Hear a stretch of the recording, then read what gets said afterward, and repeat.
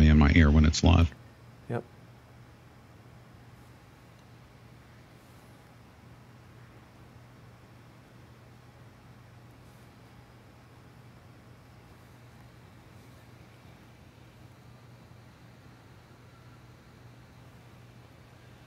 Welcome everyone, Washington, D.C. here. I am delighted to bring back to the program once again Pete Santilli. Pete, how are you, sir? I'm doing great. It's a beautiful day here. The past 24 hours has been pretty exciting. All of the people, our closest friends, of course, connected to the Hammond family, as some people may or may not know. Dwight and Stephen Hammond, ranchers in the western area in the Pacific Northwest, have been granted a pardon by President Trump because of the unjust incarceration of these folks by the Obama administration. So justice has been served. The system has worked, and these folks are now on the ground in Burns, Oregon. It took a little while, but yes, justice has been served. And this is a case, of course, that's very close to your heart, Pete. For people who maybe don't know you, I can't imagine where they've been, but you, of course, were covering the standoff and were incarcerated yourself. You have pled to a felony and you're no longer able to vote. So I'm hopeful perhaps that maybe you can get a pardon down the road, but I know we don't want to talk too much about your ongoing case. What we want to talk about is what's happening with the Hammonds and evidence that you've shown before, but I think it's time to explore it again and keep talking about it until it gets out, hopefully, into a wider view for people to see. Tell us a little bit about what it is you're going to talk about today. You know, my direct involvement with the Hammond story, and with my show and a lot of the stories that we cover, basically are stories that are human interest stories that the mainstream media should be emphasizing. And as you know, the mainstream media, I mean, they're not bringing us very important stories like with the Hammonds. My involvement with the Hammond family was back in October of 2015. This is 3 months before the so-called standoff. They called it the standoff. It wasn't even a standoff. It was literally a protest. But October 2015, Ammon Bundy actually brought me the story. Said, Pete, take a look at this. You know, do you want to share this with your audience? I looked at it and I said, holy cow, there are some anomalies here. This family is, they're under the gun right now. And I want to know why. Why is it that they want to take Dwight and Stephen Hammond back to jail after already having served a sentence? That Judge Hogan said, I'm going to give the guidelines to you folks. So I'm not going to go by the mandatory minimum with the original conviction and sentence. He said, I'm going to give you this sentence. It's going to be per the guidelines. I'm not going to give you the 5-year mandatory minimum. Well, the Obama administration came back and said, we're going to appeal that. We're going to overrule you. And they had to win. And they basically, after the Hammonds got out of jail, they filed an appeal and they said, you got to go back to jail. On January 4th, 2016, they were scheduled to report back. So what I did was I started covering the story in October, November, December. We were asking I physically picked up the phone and I called the assistant U.S. attorney and said, can you push the pause button? Can you stop? So I brought public awareness for about a good 3-month period before this so-called standoff took place that the media called it. So nobody was doing anything. They didn't want to stop, and in fact, they did the opposite. They threatened the Hammonds. They said, if you talk to the media, if you speak out about this, we're going to make your life hell in jail. Now, wait a minute. Who did that? That was the U.S. attorneys or the Bureau of Land Management? The U.S. attorney denied saying that, but the word that got to the Hammonds, while we were whipping up this public awareness campaign for that 3-month period, they said, if you talk to Ammon, if you talk to Pete Santilli on a show, if you do that and you start talking out, we're going to make your life hell while you're in jail. We could make it easier for you, or it's going to be bad. And they threaten.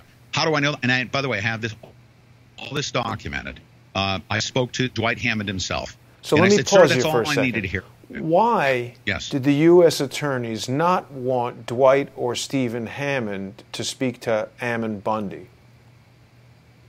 Here's the thing. The overturning a federal judge's ruling saying I'm going going to be fair. I'm going to give you guys, this would shock the conscience was the exact terminology that he used. I'm going to give you a fair sentence here. This 5-year mandatory minimum is not appropriate for you folks because they admitted to setting a fire. That's what ranchers do. They set Let's talk about that for a second, because there's been so much misinformation. People that I speak to think that there were guns and armed cowboys lighting fires all over the place. The setting fire to the public land is a standard practice in ranching to, what, control overgrowth and prevent uncontrolled fires? That's exactly right. Two functions is rejuvenation. It's actually very healthy for the vegetation, and also to set back fires. And that's exactly what happened. They admitted to setting the fire. They told that honestly. The jury convicted them because they admitted it. They convicted them for setting the 2 fires without permits. Now, here's what the jury didn't know, that by that conviction, that they were going to be declared arsenal terrorists, right? And they would be sent to jail for a 5-year period. That was kept from the jury. They had no way of knowing that. Otherwise, they probably wouldn't have convicted, and I think that's what some of the jurors said. So the judge was fair. The jury didn't know what they were doing, but they were going by, how they were lured into the conviction, of course. It was deceptive because they had a witness on the stand that wasn't mentally competent. A lot of these anomalies that we were saying, let's push the pause button. Let's not drag them back to jail. Let's open this up for public inquiry, expose the truth about it. And that's why they wanted to shut them down. They didn't want that. They wanted to get them in jail, get their win, get them off the land. Here's another thing they did, Jason. This is critical. They also assessed I think it was $400,000 fine. I don't know what the exact amount is. And that was due by December 26th of 2015.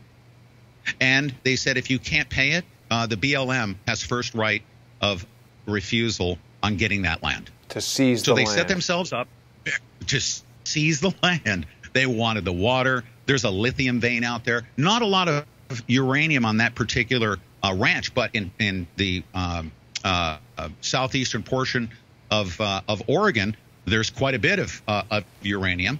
But that wasn't why they went after. Susie Hammond said they wanted their water and possibly the other mineral rights subsurface. So ultimately, that's how the government has been stealing land through their goons at the BLM. I say goons. These are heavily armed goons that come in and, quote unquote, enforce the law, run ranches off. There used to be 300,000 head of cattle out in that area in southeastern Oregon. They've run over 100 ranchers off the land. And when the government came in, they basically destroyed the local economy, and they benefit from the mineral rights. We were able to expose just what I said. It's not a conspiracy theory because we have documentation of that. Now, Pete, I think everybody knows that the U.S. government doesn't really own businesses and stuff. So who is actually benefiting from owning this land? The Bureau of Land Management seizes it, and then what happens? I think it's upwards. Oh, well, first of all, there is $150 trillion in the United States in natural resources wealth that they say in public lands. Okay, that's basically the top surface of this thing. This is wealth that the American people should benefit from. That's a lot of wealth. Now, the federal government controls greater than 50% of all the Western land. That's where a lot of the mineral resources are located. So as far as owning companies and so on and so forth, the BLM actually collects, I think it's like $5 billion a year. I mean, in revenue. They actually negotiate mining rights. They collect billions of dollars. And they're actually a Dun & Bradstreet listed corporation. Each office is. They are actually a corporate entity. Yes, sir. Absolutely. The Bureau of Land Management is a corporate entity. That's correct. Each office having a Dun & Bradstreet listing. I've done an extensive amount of research dating all the way back to 2014. But I don't want to spin too far off on the tangent, but that is a fact. Anyone can look it up. They are essentially an arm of the Department of Interior. That is a corporate extension of the Department of Interior that benefits and profits silently. They say they want to protect a bird farm in Burns, Oregon, or in Malheur National Wildlife Refuge, while they're negotiating the mineral rights on the subsurface. And I actually had a whistleblower a confidential source provided me with the documentation of those negotiations by the Bureau of Land Management and the Fish and Wildlife Service. Wow. I was able to uncover that during my stay out there. Yep. Wow, amazing. So I want to bring it around a little bit, Pete, to your story, because, you know, you and I were talking about this before we went live right now. You're a little bit of a controversial figure in that, well, let me take this back. Basically, everybody that I have on, and we're all slightly controversial in that, you know, you come on the show or I go on other people's shows or whatever, and a certain percentage of the people say, oh, I love that guy, and then other people say, I hate that guy. People have claimed that I'm Mossad. Now we've got my former partner making all kinds of ridiculous, unfounded claims. People have said a lot of things to me about you every time you're on the show. One of the most persistent things that people have said is that they think that you're an FBI informant. You and I did a show about the facts that they've used as evidence. You pointed out, I feel, very compelling evidence as to how that fax was forged to frame you by hackers, malicious people. We've seen a lot of this. And one of the comments that I got recently from someone who is pretty argumentative, not very professional, said that, how do I explain Pete Santilli being arrested with an unregistered weapon and not spending a day in jail? And so I ask you, how is that explained?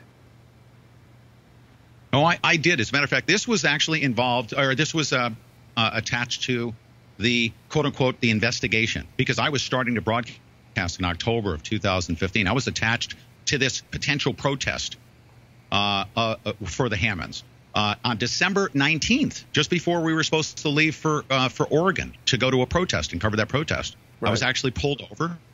I had a legally registered weapon that I open carried, and because I had significant documented death threats, I had to, defend myself and do so legally. So, I mean, as far as somebody saying I didn't spend a day in jail, I was actually in jail overnight.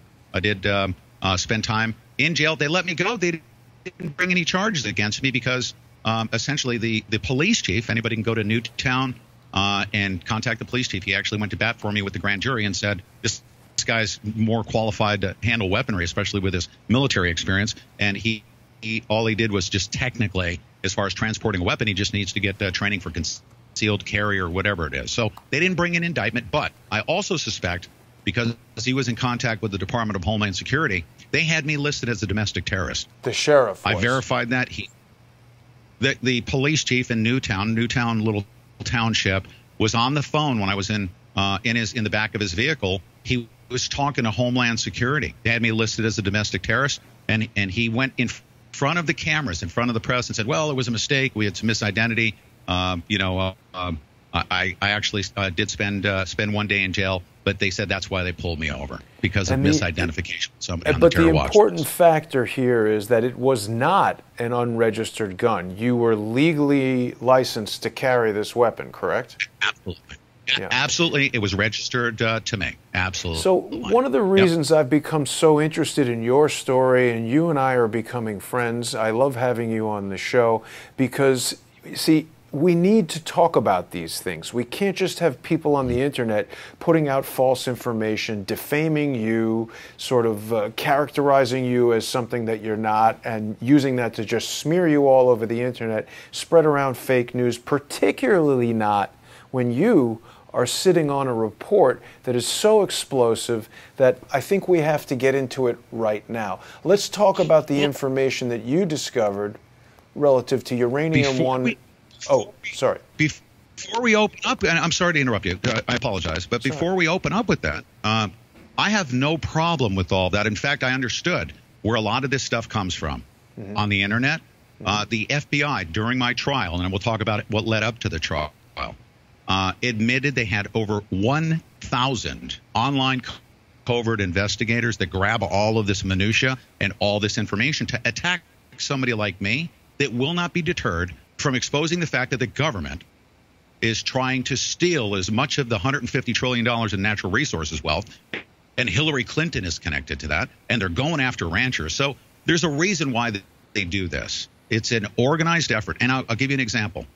I'll tell you what happened with this protest, and I'm also going to describe, I actually have it, I wish I could show it to you. I have a fabricated FBI 302 report that was used to help get me indicted falsely, so that they could get me off the streets. I was reaching millions of people. So there's been this concerted effort to shut me down, silence me, disparage me, and I will not be stopped. And I will be here today to tell you what I covered in Oregon. And I want to pause you on this for a second, Pete, because this is so important. We've been hearing a lot about corruption within the FBI, federal agencies, changing of 302 reports. I mean, the average person sitting at home watching CNN or Fox News hears someone like Peter Strzok changed a 302 report, and they're like, what's a 302 report? And they change the channel. This is critically important, and what you've just said right there is explosive and deserves repeating, that the FBI admitted in court, it's in a court document, in a transcript, that they have 1,000 or more online. You referred to them as investigators. Am I overreaching to say? Are they referred to them as investigators? Okay, but are they possibly provocateurs, people who are taking a piece of information and twisting it, like a piece of information that Pete Santilli was arrested with a gun, and then turning it into Pete Santilli was arrested with an unregistered gun? That's exactly what they do. In fact, we watch them do it in court. A lot of the stuff that happens on YouTube, Facebook, so on and so forth, is they'll use even Oconus lures from GCHQ. I'm sure you're familiar with that term. And they'll go in and provoke people to say things. I'm not. And then what is an Oconus lure? Let me take you back to that. Oh, okay. Interesting. I'm sorry. I think it was Peter Strzok in December of 2015. While we were getting ready to go to Malheur, they were after President Trump, and they were already seeking after President Trump, asking for an Oconus, which is outside continental United States, lure, or a plant, an FBI plant. So using foreign intel to infiltrate the Trump campaign. That started back in December of 2015, right in concert with what they were trying. They were trying to come after us conservatives that were protesting government overreach and land grabs. So yes, they use these people online. They refer to themselves as online covert investigators, but we watch them on YouTube. They grab your IP address. They want you in the chat room. They're in the chat rooms. They're provoking you to say things. They're disparaging their targets. But let's shift gears. You ready? How many people know about those things that they planted on the internet about XYZ? It's all false information about me being an FBI informant. Now let's compare that to how many people right now know on the internet that I was one of the first ones, second to the guy that wrote the book, Clinton Cash. He exposed the Clintons' connection to uranium-1. Right.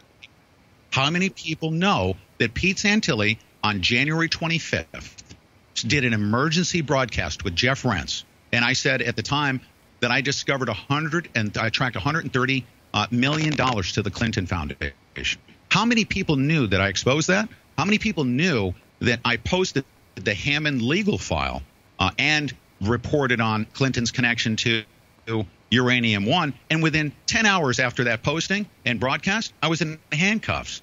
And in fact, Loretta Lynch signed off on my arrest. Wow. And James Comey authorized the murder of Lavoy Finicum at the end of that day, right at the time I was being arrested. Okay. How do we know that James Comey authorized the murder of Lavoy Finicum? Because Kate Brown, I have all of the discovery. It's documented. I have all of their emails. The White House said as soon as we get your request for support from the federal government, and that was, I think, 2 days prior to that, she submitted a request. But 24 hours before the shooting of Lavoy Finicum, James Comey, there was a Senate representative, high levels at the White House, and it was documented that they approved the ambush of Lavoy Finicum. They approved shutting down and stopping the virus, as they referred to it. And James Comey was directly involved in that decision-making, and it's documented. This is truly explosive, Pete, because you see, we're just now seeing this all come to light in public. We've got Peter Strzok testifying tomorrow in front of a House committee. Yes, and, you know, they were the time frame that you're describing where Lavoy Finicum was murdered and all of this stuff went down was sort of when these corrupt federal agents were in their heyday of doing whatever the hell they wanted and covering it up. They were able to just push out the story that these ranchers were, you know, violent militia people who were threatening federal agents with guns. And it's a very effective method because what they can do is they can turn public opinion against people like you, against people like the Bundys. And that is so powerful. And they do it in court. They do it in the court of public opinion on television and on the internet. And it's only resources like the Pete Santilli Show, like Crowdsource the Truth, these independent media outlets where we're not beholden to massive corporate sponsors or the same people that are financing the politicians' political campaigns. We don't answer to them. This is news for the people, sponsored by the people, about the people. And what happened to you, what happened to the Hammonds, what happened to the Bundys is an absolute disgusting, just miscarriage of justice that every single American should be extremely concerned about because the problem is getting worse, not better. And we really have to shine a bright light on this to let everybody know how this occurred and stop it in its tracks and reverse it. So take us through the Uranium-1 stuff. Okay. All right. So here on, I think it was January 8th, I sent you the screenshot of it, and this is what prompted me to take a look at who Uranium-1 was. I literally had no clue who Uranium-1 was until somebody brought to my attention a post by Uranium-1 on their Facebook page, saying that we hope, and did I send you that screenshot, by the way? Well, I think we've got the PDF. Is that the one?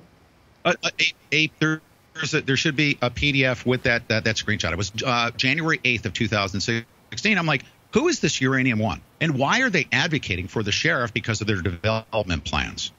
And that's when I started down the rabbit hole. Our team was started looking into it because I said, why do they want the Hammonds off the land? Why do they want to put so much pressure on them with a $400,000 fine, obviously setting them up to where they couldn't pay that fine?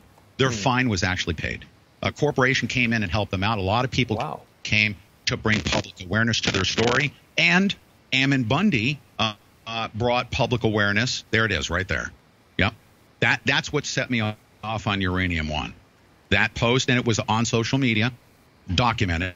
And what was said there, and I can't read it because it's blurry on my side, but it said it says, we hope the sheriff will act responsibly and do what's right for the town and plan developments in the area. And who wrote that post? Yes. Uranium-1 did. That was on their page on January 8th. They wrote that.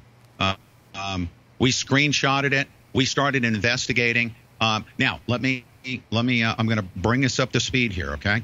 I did this research. We made connections by doing, it was very limited information that was available to us.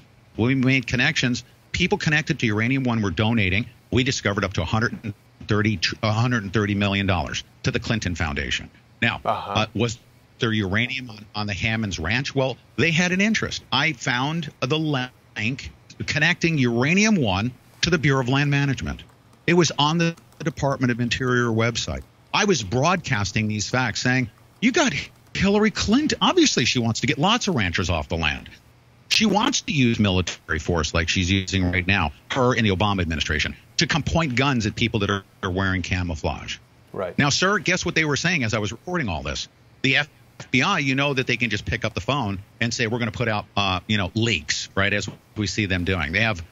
They basically are on the payroll of the media and vice versa. Yeah. The media is on the payroll of the FBI. They can whip up a story and disparage Pete Santilli and say, well, he's not a real journalist because he doesn't wear a suit and tie. Or he was wearing a beanie cap while he was broadcasting with Jeff Rentz. I think you saw me buzzing around in the background on my live stream when I was rebroadcasting that.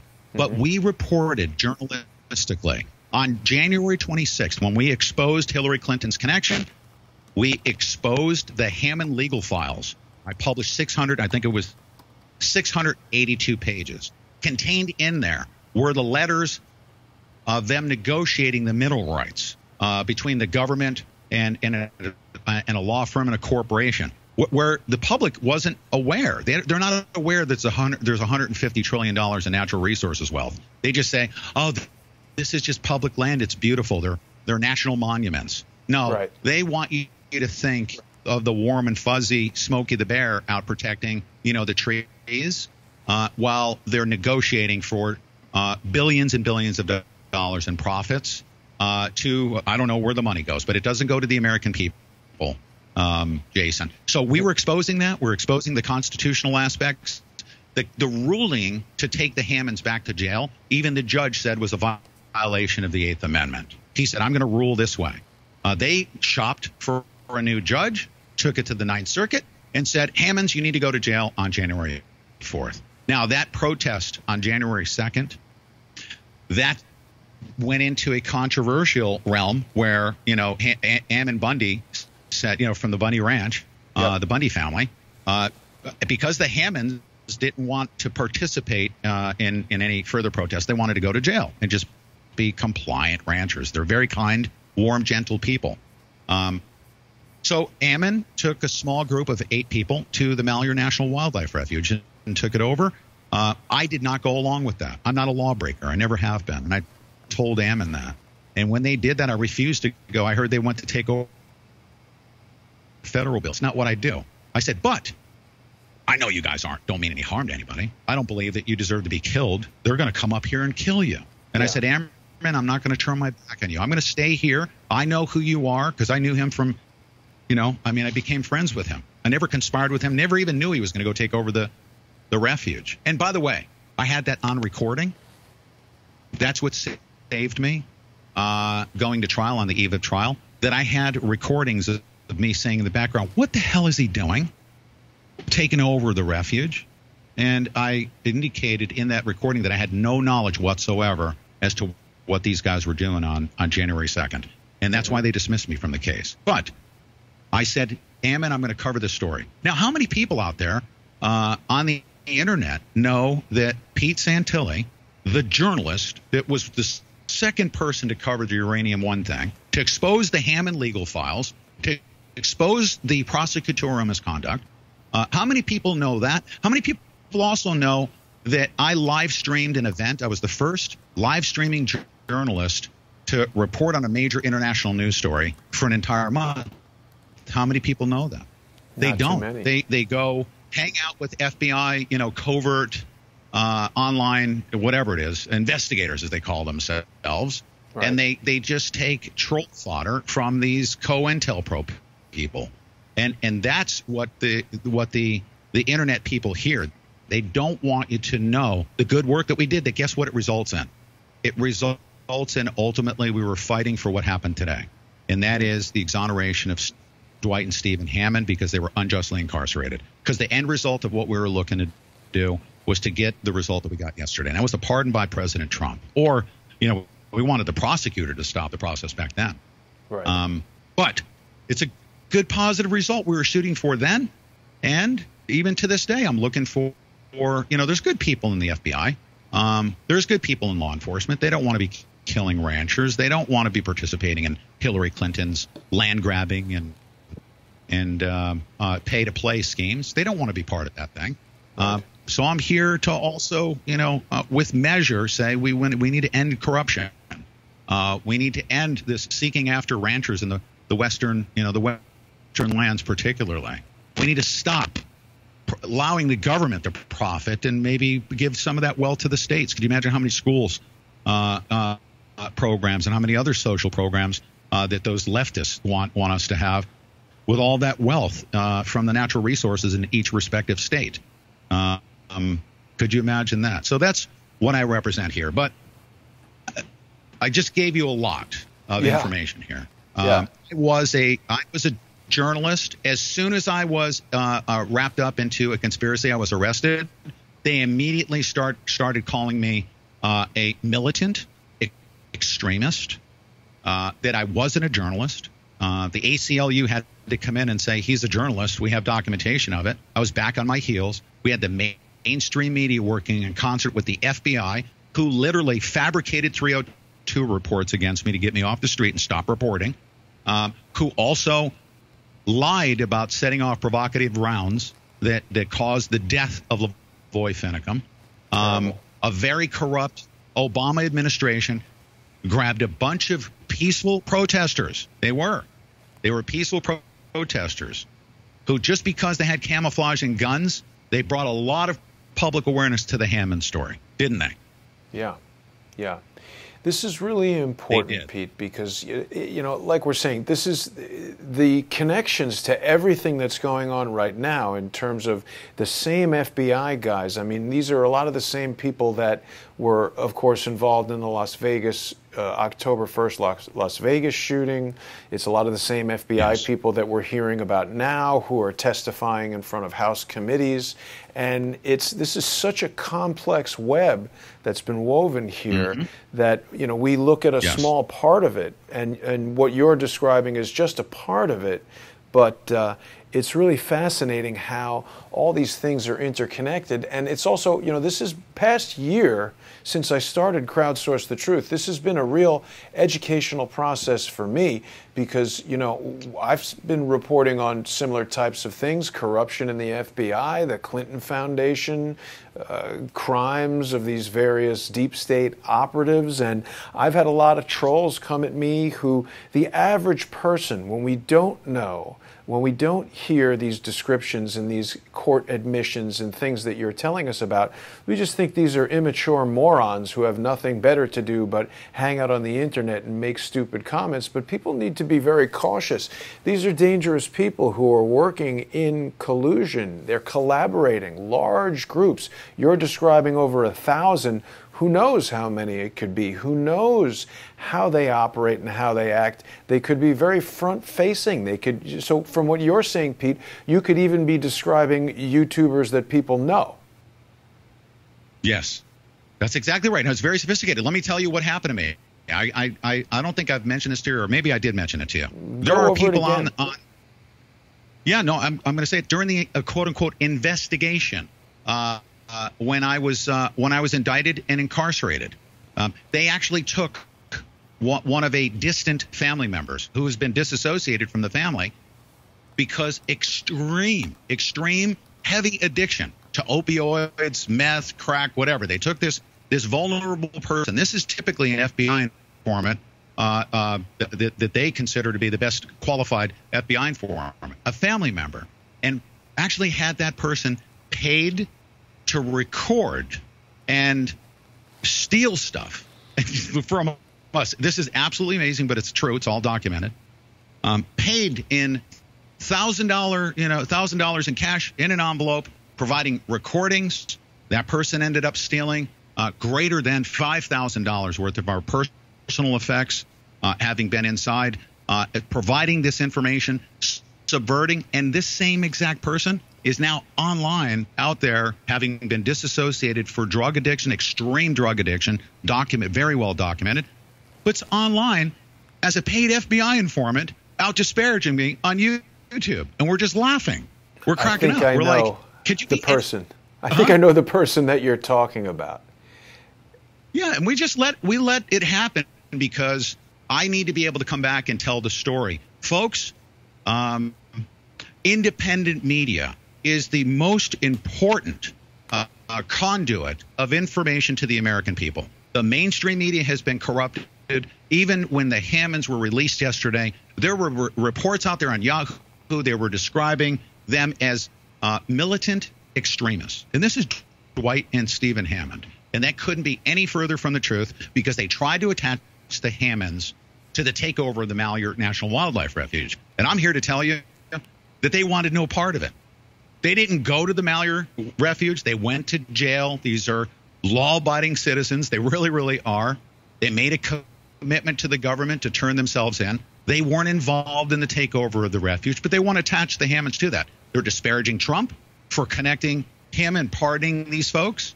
Why? Because Ammon Bundy took over a refuge. This is the mainstream media narrative.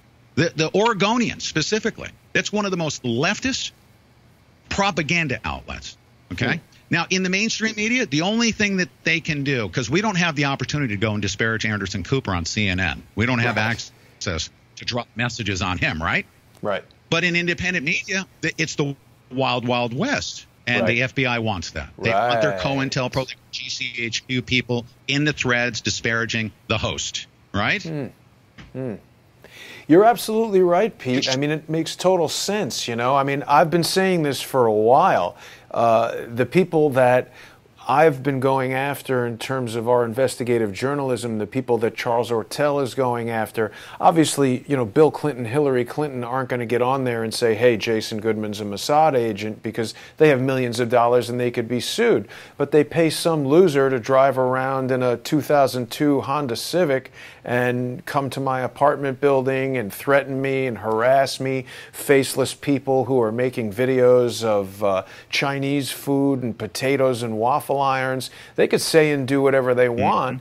They can bring about these baseless lawsuits and try to it's really interesting to me as I talk to more guests, you know, you and legal professionals and even people like Larry Nichols, which we can talk about if you want, who talk about the types of dirty tricks that these people use. They want to get these false statements into court, because if you can get it over in court and get it into some filing or some official document, well, now you can say, oh, well, it's been alleged in a federal lawsuit that X, Y, and Z happened, and you put that in the newspaper on a web page or something, and people find that to be far more credible, and it might be true. Something could be alleged in a federal lawsuit. Yes, absolutely. And I'm going to go a couple steps further. We have to talk back to the wildlife refuge takeover. Guess what? There were 8 guys that originally went in there on January 2nd to take over the refuge. 8. That was it. And nobody was at the refuge, by the way. Nobody was intimidated. Nobody was threatened. The place was completely vacant. In this trial that took place, right? We discovered that they told everybody to stay home on like December 29th. And then they claimed that the refuge takeover threatened and intimidated people that they asked to stay home. There was nobody there. They told them not to go there, but they charged everybody with conspiracy to threaten and intimidate. Well, guess what else happened? There were, and I say that 8 people took it over, and 35 of them were FBI informants. What they had was a bunch of meth heads, a bunch of malcontents, a bunch of weirdos like what I described to you, that distant, detached family member that was a heroin addict. Those are the types of people that will work for the FBI for cash. They get these people very desperate to do very desperate things on their behalf so that they can build a case. They actually committed crimes during the occupation, and then they used that to bring to court to present in front of the jury. And then we actually outed the FBI informants. We said, were they on the payroll? The jury heard that the people that were actually committing the crimes were the FBI informants, and they charged everybody else with conspiracy to commit crimes. You know, it's amazing, Pete, because you and I did not discuss this in detail before you came on the call here, but yet so much of what you're saying is exactly analogous to what's being attempted right now, what various people are trying to do to me. Whoop, I got the wrong article up there right now. I wanted to show a different New York Times article about an incident that occurred that also involved, I got a very small screen very far away here, an incident that occurred about a year ago where, as you're describing, there was an FBI informant involved who I didn't know was an FBI informant. My former partner spent a great deal of time convincing me that that person was trustworthy, but basically what it resulted in was working me into a frenzy where, in good faith, I tried to report information that I thought represented a substantial threat to potentially hundreds of thousands of people, and now it's basically being used to try to frame me for terrorism and actual criminal activity, which of course I did not engage in. And as you describe, if they can plan these events properly and push the information out, you can get significant coverage. And of course, if the New York Times calls someone a conspiracy theory, well, then they must be. And these documents are referenced in court filings. The court filings are referenced in YouTube videos. And the people that make up these crazy situations are trying to get something over on everybody, and it's dangerous. Listen, they are okay. Now I'm going to describe something here, and I'm going to tell you what happened in the end. When I was investigating and outing Hillary Clinton for connections to Uranium One, the connections to Uranium One to southeastern Oregon, where I was standing at the time, they said he's a conspiracy theorist. Okay, This is January 2016. He is not a journalist. He's just making stuff up. I said that the prosecutors were guilty of prosecutorial misconduct. They said that I was threatening the prosecutors in open court. They said, we can't release him from jail. He's threatening the prosecutors. Everybody fears for their life. And I said, no, I want to call out corruption. I want to call out wrongdoing. I want to say that you shouldn't be killing people. I'm here to try to stop you from killing people. They ended up killing Lavoy Finicum. Well, guess what? A jury agreed with that entire narrative. And they found all of these defendants not guilty. They were acquitted because the FBI did exactly what we just described. They were the ones committing the crimes, and they were entrapping the now let's go to the Nevada trial. Yeah. Guess what I said? The director of the special agent in charge of the BLM in 2014, I said, you're corrupt. I picked up the phone. I called him like once a month. I said, have you been fired yet? You almost got a bunch of people killed. You're corrupt. And he actually said that I was threatening his life by doing so. But I said, you're corrupt, and I'm not going to stop until you're fired. And I wanted to go after him. Guess what they ended up doing? Who was that, Pete? Daniel P. Love. Daniel P. Love. I went after him. That guy. Guess what the government ended up doing? Firing the guy. Now, also, I stayed in jail for 619 days. I combed through all of the discovery. I said, what is being done here is not only this is criminal, okay? What is being done? They're withholding evidence. Every one of the defendants were entrapped into this thing. They set the stage for the arrest of everybody leading up to that protest on April 12th. They had reports that said that Cliven Bundy wasn't even a risk. You didn't need the $6 million in military force that they spent to go get $300,000 in cattle. They entrapped all of the defendants. Well, guess what happened, Jason? The judge found the prosecutor guilty of willful misconduct, prosecutorial misconduct, withholding evidence. They dismissed the case, and that prosecutor, Stephen Myrie, was taken off of the case. So we're not conspiracy theorists, of course, especially when we can validate with the judge's order that she says that they're committing willful misconduct, right? It's certified now in a court of law. Yeah. I mean, this is a huge issue. So obviously, People don't seem to realize the facts. They just listen to whatever they hear in the newspaper, and the people that want to try to suppress individuals like you or I from bringing the actual truth forward, they know how to manipulate the system and how to do these types of things. You were in a very dangerous situation inside a federal penitentiary. You could have easily been killed there. How did you avoid that when you were in jail, Pete? You know, I mean, first of all, I'm a former United States Marine. So the jail conditions themselves are, better than most of the training you have to go through anyway. I went through, jungle environment survival training in the Philippines. So having the comforts of, eating bologna in Pahrump, Nevada was nothing.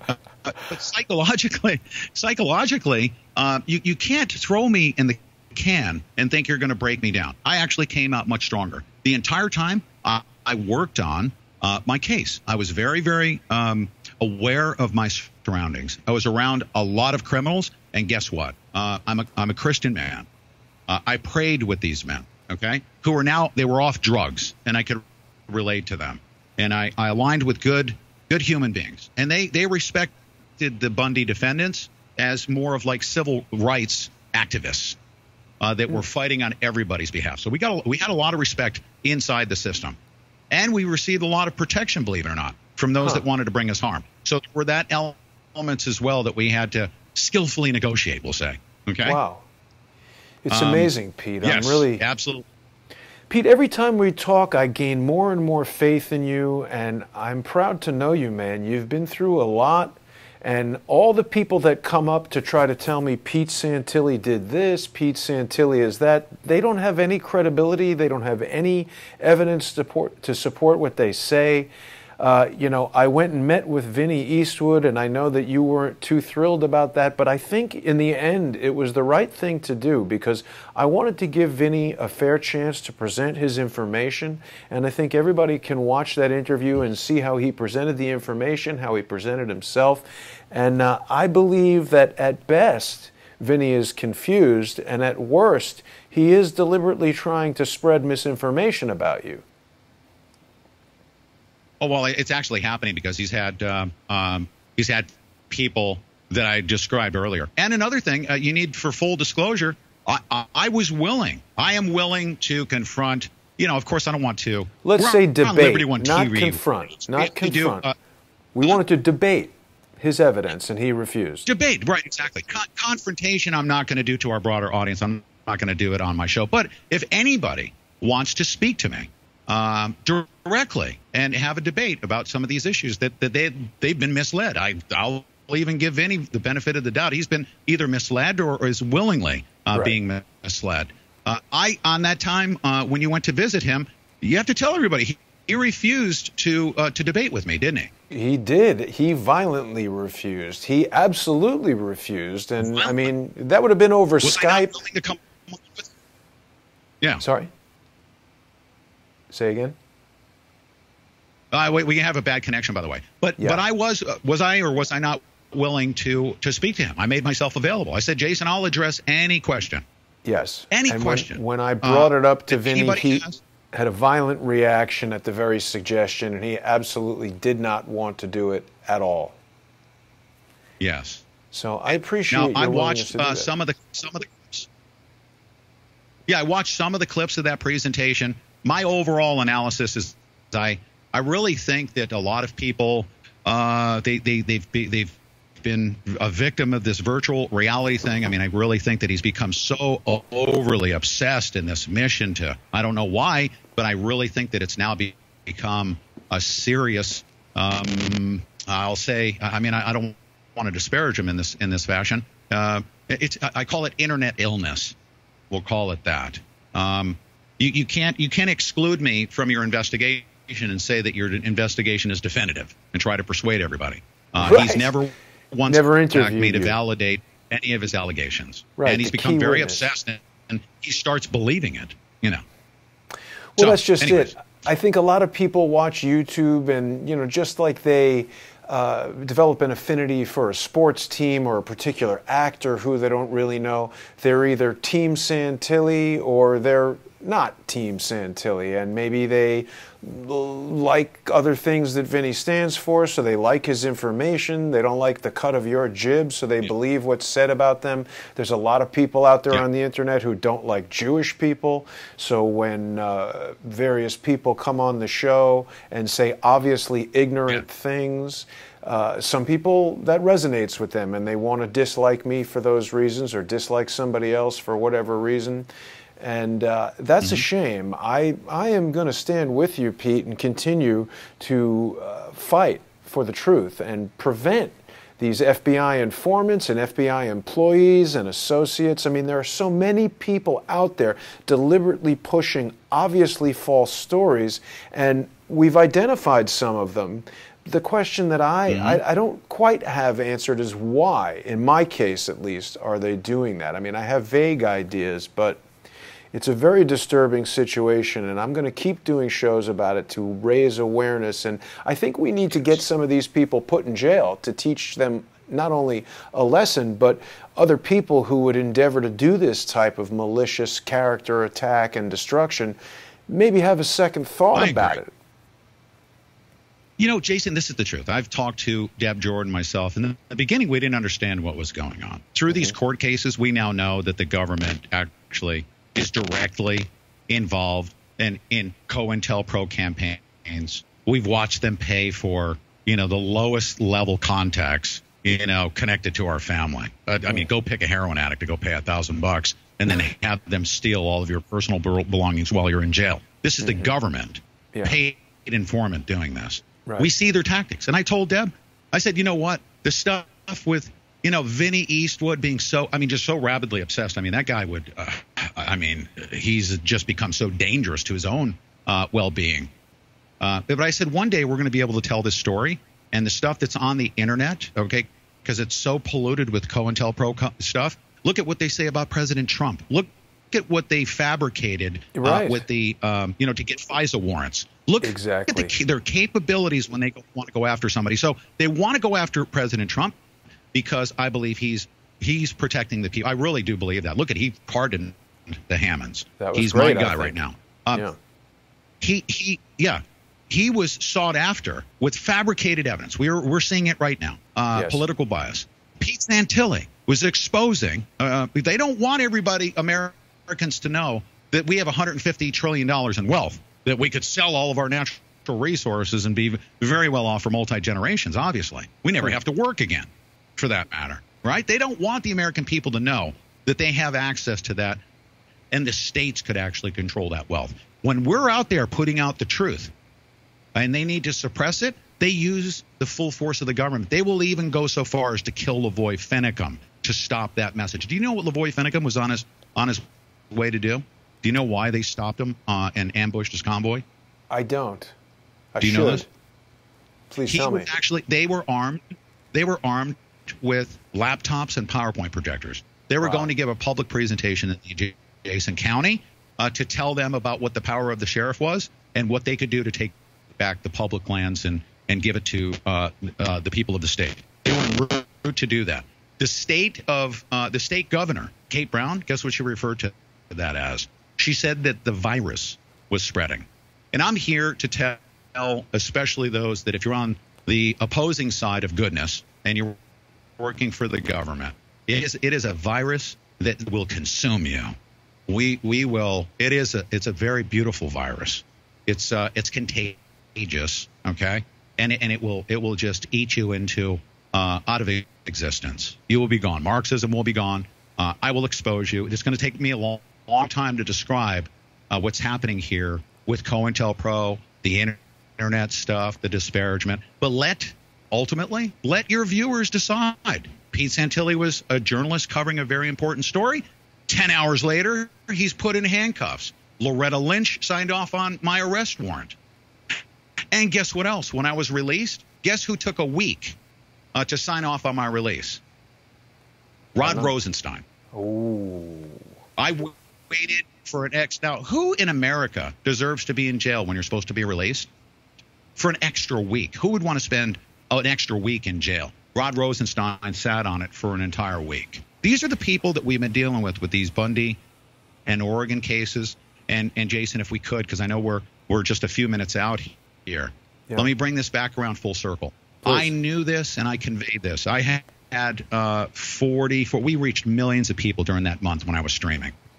They were all coming to us. The international news media had their 3.5-minute packages during that month. They were calling these people militants. People like Lavoy Finicum, I know that man personally. I looked him in the eyes. That man doesn't mean harm to anybody. I went to the FBI that was suited up for war to go kill people. I said, did you go out there and talk to Lavoy and find out what he wants? These are Christian men, peaceful men. They don't want harm.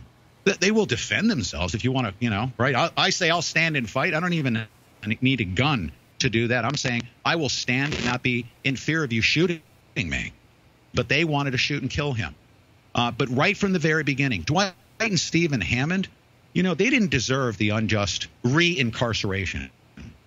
They didn't deserve that. And I went to go help a neighbor in the United States of America and cover their story and bring light to it. But it was to get a positive result, not to go up against the government, right? Not to go physically threaten the government. No, not one time did I ever say that. Now, people grabbed clips and took me out of context and said, look, he's yelling, and he said he's going to stand and fight. So, therefore, he's conspiring with people to do bad things. No, I said we're going to bring public awareness. I want to call lots of people to Burns because that's the biggest deterrent to them shooting people. And we're going to stream it live, and we're going to put them on blast and expose them. Right. Me being indicted and attacked is secondary to the fact that, guess what? All we were ever looking for was a positive result like we got yesterday with the Hammonds. That's what I got into this for. Clive Bundy, he was dismissed. We exposed corruption. Clive Bundy is not a terrorist. Even they admitted in their analysis. He's one of the nicest guys I've ever met. He's one of the nicest men on the planet. Great patriot. Great patriot. It's so crazy that they put him in jail for 2 years. He's like somebody's grandfather. He's the nicest possible guy. People love the guy even in the system. He's around criminals. We had to, obviously, he's, a little bit naive in certain regards because, they will welcome anybody, with open arms. But unfortunately, some of these people are criminals. Right. So right. He needs to be protected in that way. But he's a very, very warm, genuine man. It's no amazing. Harm to anybody. You didn't need to have sniper rifles pointed at Clive and Bundy. Okay. No, not at all. Do you know what the protest was about on the 12th? Do you know what the protest was about on the 12th? I think he wanted the sheriff to defend the people, the state's rights to control the land, the water, and the grazing rights, or something. I don't know. Tell me. That's what it was about. Yeah. He wanted to. Now, they painted a picture of him as a racist. They said he was anti-government. They said that he wasn't paying his grazing fee. Those guys know more about the actually Constitution and the government than almost anybody I've ever met. And, when I talk to people who don't know anything about the case, they think that they're like, dopey rancher cowboys with guns ready to shoot the place up. Ryan Bundy performed more competently than so many lawyers I've witnessed here in Washington, D.C. and in New York City. And he's not a lawyer. Yes. He defended himself pro se. I have nothing but respect for the Bundy family and, sorrow for the tragedy that they suffered having, was it 3 or 4 Bundy men who were in jail for 2 years? Now, I will admit that what I also learned from this experience is that these good Christian men, unfortunately attract some bad people, some of whom are actually working for the federal government as FBI informants, or they're druggies, or they're on the payroll. They're actually specifically set out to break the law in front of Clive and Bundy so you can get him for a conspiracy. Yeah. They try to attach him to Jared and Amanda Miller, the cop killers. But Clive and Bundy would have nothing to do with that. So we do have to identify that these good patriot men and women that show up at these protests, unfortunately, attract some undesirables. And we need to identify them as one. There's a mouse in this hotel room. I'm sorry to keep jumping like that, but I've got to address that. But bring it back to what we're talking about here. Pete, what you've shared with us today is absolutely explosive. You are peeling back the veneer on a horrendous bit of corruption that the general public in the United States of America is only starting to see with this Peter Strzok hearing that's happening tomorrow, all of the corruption we've seen in the FBI from the top down. And I'm not saying everybody in the FBI, but when the director and the deputy director and all of these, special agents in charge like Daniel Love are so corrupt and so brazen. They're emboldened by the knowledge that nothing will happen to them. Someone like Imran Awan can go to court with a massive amount of evidence from the U.S. Capitol Police and independent investigators showing tons of really solid evidence that indicates a high probability of serious crimes. And he gets a plea deal. That man has never seen the inside of a jail cell. And someone like you, someone like Clive and Bundy, someone like Dwight or Stephen Hammond, these American patriots who are just trying to protect their rights, supposed to be unalienable rights, they get thrown in jail. Right. This is overreach in the worst imaginable way, and we have to call it out. And anybody who's out there trying to gin up a fake lawsuit against me, you better be ashamed of yourself, because it is not going to go your way at all. Okay? So, Pete, we've got just a little bit of time remaining here. Is there anything you'd like to share with everyone before we close it out for tonight? Yes, as a matter of fact, I have, on a very limited basis, I've basically, YouTube, if you're on YouTube, I'm actually, they call you and consider you to be what I call a U-tard, okay? Because they want to censor you, filter information. They want to determine what is a reliable source of information or a credible source of news. we have all but abandoned it. We've actually rolled up our sheepskin. We're on real.video. You can go to the PeteSantilliShow.com to find where our shows are, get the archives, and find links to where we're going. But we're getting away from the mainstream internet. We're going to outlets like real.video. I'm on Liberty One TV. You can go to thePeteSantilliShow.com, find out where we're at, get recent copies of the episodes, and we're broadcasting Monday through Saturday, 3-hour show. It's a great morning show. Join us for the fun. It's a really, really fun time. And by the way, we're covering Mandalay Bay story. I had an attorney who represents the victims. We exposed some bombshell information out of Vegas. Wow. Just the other day. Fantastic. Join us for some important stories, good discussion, and thank you so much for the opportunity to come on your show. Jason, keep up the great work. Let's stick together. Truth out there. Absolutely, Pete. Every time we talk, I'm more and more, as I said, just encouraged by what you're saying, and I am fully with you, my man. Everything that you've shared with us today is just absolutely verified by evidence right here, and I don't see any credible evidence on the other side of all these people who have been trying to tell me, bad things about you. So I would encourage anybody watching to be very careful what they believe if they can't verify it, because there are really resourceful people who have, tons of financial resources and lots of things at their disposal to try to destroy the reputations of people like Pete, people like myself. So definitely go to the PeteSantilliShow.com, and I want to remind everyone that Crowdsource the Truth is a community-sponsored news resource. There are no corporate sponsors. There's no YouTube monetization. We're doing a little experiment with Super Chat on the 21st Century 3D channel, but I do not want this resource to be beholden to a single sponsor like YouTube, where they can just pull the plug when they don't like what we're saying. So it's important, if you're watching the show daily, if you like the type of information that we're bringing forward, conversations with Pete Santilli and all the different guests that I have on, it's very important that you become a sponsor. Even if it's just $1 a month, you can go to patreon.com/crowdsourcethetruth, or you can make a one-time sponsorship payment at paypal.me/crowdsourcethetruth. I want to thank my guest, Pete Santilli, my guest and my friend. You are a true American patriot, a hero. Pete, I am behind you 100%. Thanks for coming on the show. I'll see you soon, and I'm going to see everybody tomorrow. It's an honor. Thank you, Jim.